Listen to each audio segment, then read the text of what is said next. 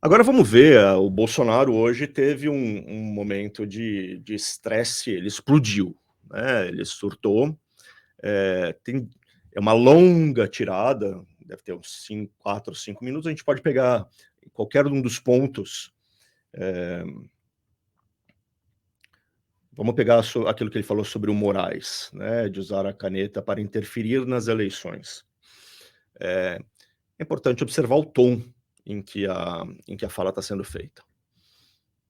Para mim é muito mais fácil estar do outro lado do balcão, do lado daquele cara que está no Supremo e está no TSE, tudo canetando contra mim.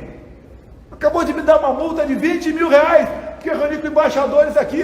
O Fachin se reuniu com embaixadores também. E a política externa é privativa minha e do Carlos França, não é do Supremo e não é do TSE. É o tempo todo usando a caneta para fazer maldade, tentar me tirar de combate, desgastar. Já desafiei o Alexandre de Moraes, que vazou a quebra de sigilo telemático do meu ajudante de ordem, que é um crime que esse cara fez. Esse cara fez um crime. O meu ajudante de ordem, em especial o Cid, que eu tenho 4, é um cara de confiança meu. Cid, aquele assunto com o Putin é assim. Aquele assunto com o Joe Biden é assado. E esse cara consegue pegar isso tudo para ele. Tem que ver as contas particulares da primeira-dama, movimentações ativas. Alexandre de Moraes, mostre o valor das movimentações. Tenha caráter, mostre o valor das movimentações. É só tentativa de desgaste. Isso é bem claro, Alexandre de Moraes. A minha esposa não tem escritório de advocacia. Mostre a verdade. Você está ajudando a enterrar o Brasil por questão pessoal. Não sei o qual, mas é pessoal. Para onde irá o Brasil com essa quadrilha do PT voltando ao governo?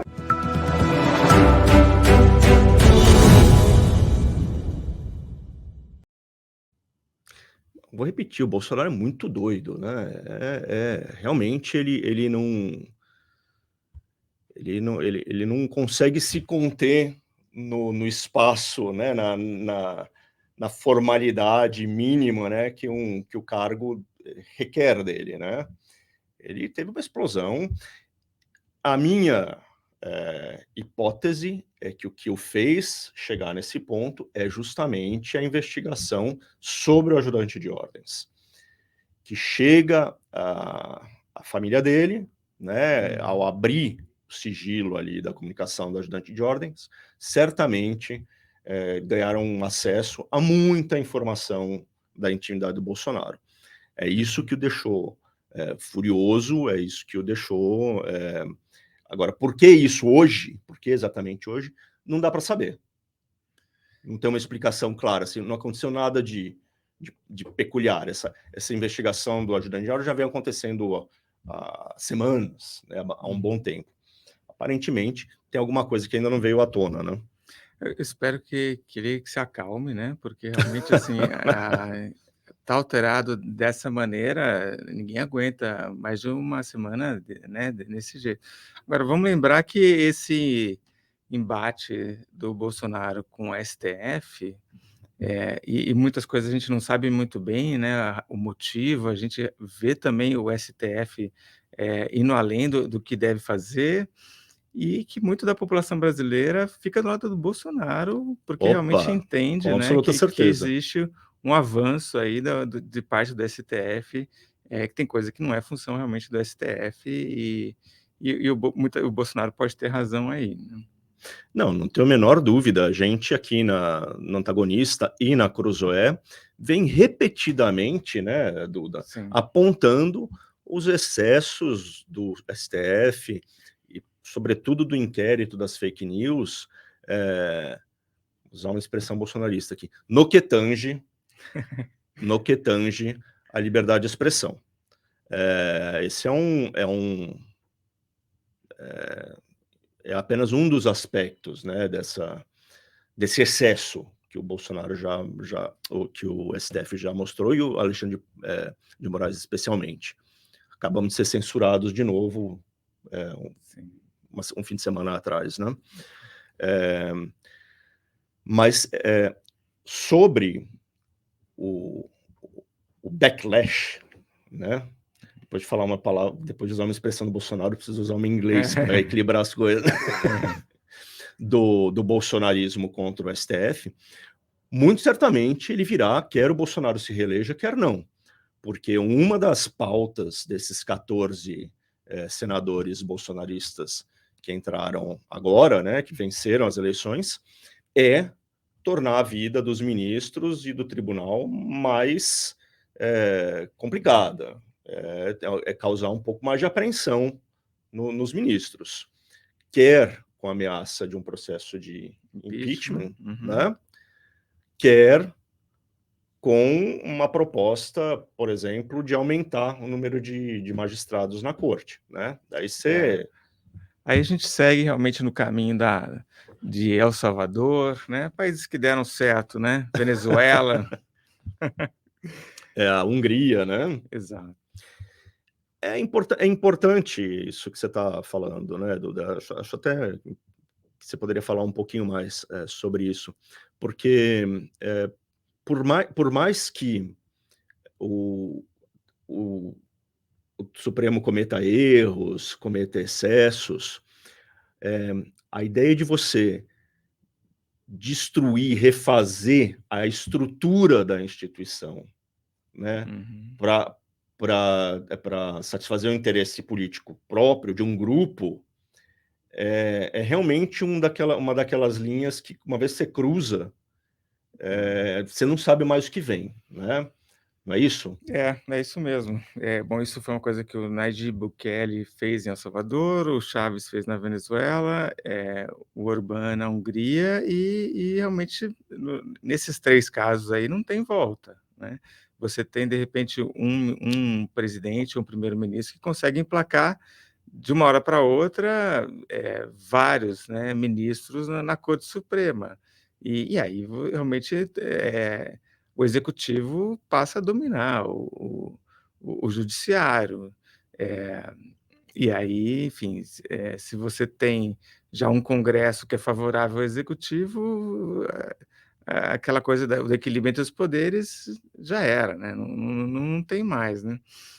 O difícil também é ver o que vai fazer o judiciário voltar para o seu lugar. Também eu entendo que o executivo, ou que o Congresso com o executivo estão querendo avançar no judiciário, e estão vendo o judiciário avançar nos outros, mas... Tem alguns sinais, assim, de que a eleição dessa maioria de direita no Senado e também na Câmara, né? Na Câmara, eles têm mais do que metade, a direita, os partidos que apoiam Bolsonaro conquistaram mais de metade das cadeiras, né? 257 cadeiras.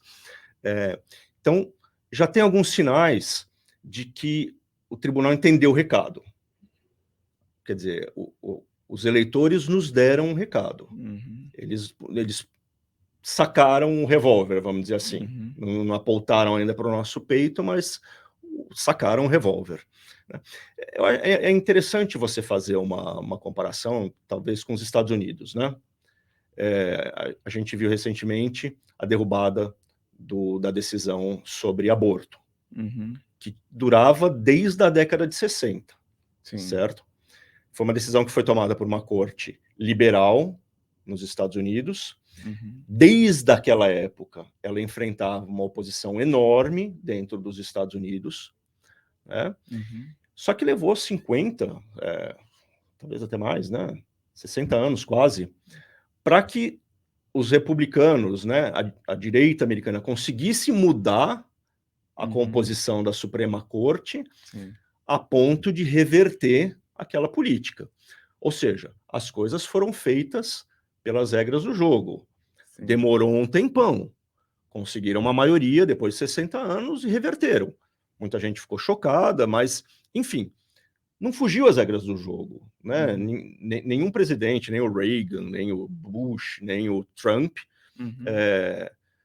de um dia para o outro, duplicaram o número de ministros na Suprema Corte só para ter uma maioria artificial e implantar uma política nova, né? Mas você vê também que o Trump ficou 4 anos e emplacou 3, né? E esses 3 realmente foram importantíssimos para ele conseguir ter essa Sim, maioria, né? O Bolsonaro em 4 já colocou 2, e né? pode colocar mais 2 se ficar. Exato, né? Daí, de uma Enfim. corte de 11, você teria 7 ministros que não são bolsonaristas, mas enfim, o jogo já fica bem mais equilibrado, né? Sim. Você tem simpatizantes do Bolsonaro na corte, como o Fux, por exemplo, né? Exato. Mas enfim, é essencial que não se mude a regra constitucional, não dá para aumentar o número de ministros. Isso é realmente entrar por um caminho que ninguém sabe onde vai dar. Porque a última vez que isso aconteceu no Brasil foi na ditadura militar, que os militares aposentaram ministros compulsoriamente e puseram gente lá para, de fato, ter um controle. Ou seja, é coisa de ditadura. Ponto.